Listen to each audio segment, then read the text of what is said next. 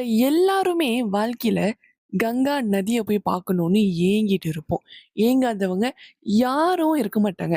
கங்கா அத சொன்னாலே எவ்ளோ புனிதமான ஒரு இடம் அப்படின்னு நம்ம எல்லாத்துக்குமே தெரியும். ஆனா, தீபாவளி அன்னைக்கு கங்கா ஸ்தானம் அப்படின்னு எத்தன பேருக்கு தெரியும்? இந்த வீடியோவ கடைசி வரைக்கும் கேளுங்க. தீபாவளி கங்கா ஸ்தானம் அப்படின்னு சொல்லுவாங்க. அன்று கங்கை தேவி தன்னுடைய புனித ஆற்றலை எல்லா நீர்களிலும், அதாவது நதி, கிணறு, குழாய் நீர் வழியாக வெளிப்படுத்துவார் என்று நம்பப்படுகிறது. கங்கா ஸ்தானம் அர்த்தம் என்னன்னு பார்க்கலாமா? கங்கா ஸ்தானம் அர்த்தம் என்பது கங்கை நதியில் நீரோடும் புண்ணியத்தை பெற்ற குளியல் என்று பொருள்.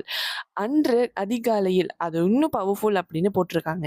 அதிகாலையில் வீட்டில் குடிக்கும் நீரே கங்கை நீராக மாறும் என நம்பப்படுகிறது. இது தெரிஞ்சு நம்ம நல்லா புரிஞ்சு செஞ்சோம்னா, ஆன்மீக நன்மைகள் என்ன இருக்கு பார்க்கலாமா?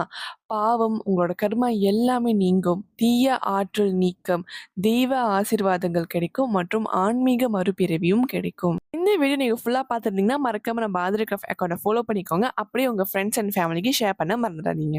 இந்த வருஷம் தீபாவளி ஒரு புது நாலேஜோட நம்ம ஸ்டார்ட் பண்ணுவோம்னு நினைச்சு நான் இந்த வீடியோவை எண்ட் பண்றேன். உங்க எல்லாரையும் நான் அடுத்த வீடியோல சந்திக்கிறேன். நன்றி.